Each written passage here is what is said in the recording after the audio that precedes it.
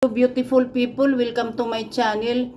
Gumagawa ako ngayon ng yung dinner ni Veneric. Ngayon, Merkulis ngayon. Yung isa na ko na to, nagawa ko na yan. Yung linagay ko dito ay yung ayan, ito yung yung tinapay na to na pang tacos. Pagkatapos linagyan ko lang ng yung chicken tacos kasi yan. Yung panglagay sa tacos linagay ko na din. Prinito ko muna to, patas linagay ko. Ayan. Pagkatapos dapat mayroon nitong yung pepper, yung parang pahaba. Ano ba yan yung sa yun, English ng kung kayin ba yun, kayin pepper, wala kasi. At saka dapat may olives din. Lalagyan ko lang ng ng iceberg salad ito, anuhin ko na rin yung kamayin ko na lang. Pagkatas mayroon tomato ito. Itong pula na to ay kayin, red radish ito. Yung radish na pula. Ayan, ilagay ko lang. Pagkatapos dalagyan ko na siya ng taco sauce. Ayan yung taco sauce na yan.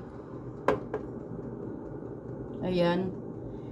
Yan ang niya. Dapat may olives, pero wala siya dito. At saka ito lalagyan ko rin to ng ng cheese sa ibabaw. Ayan yung cheese sa ibabaw yan.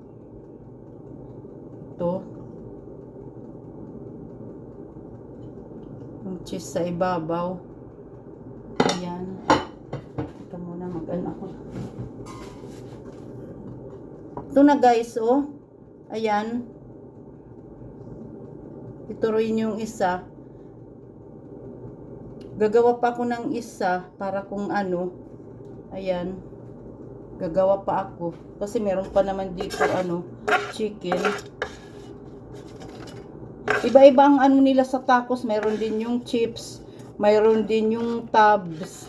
Pagkatapos mayroon yung parang paganon ang ang forma. Yan yung nila. Ito yung iceberg salad. Kasi kaya ako gumawa nito dahil sa Martes magtatrabaho na ako, pagkas hindi mo kung man lang nilulutuan yung anak ko.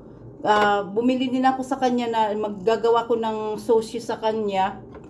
Kaya yun, gagawa ko sa kanya ng sushi. Tapos meron din onion. Dapat yung red onion ang ilalagay. Kasi mahilig yan si Veneric sa sa maaanghang. Kaya ginaganyan ko yung niya. Yung mga ba niya, yung mapagkain niya. Maganda masarap kasi yung red onion para sa akin. Kaya yun. Okay guys, thank you for watching. Bye bye.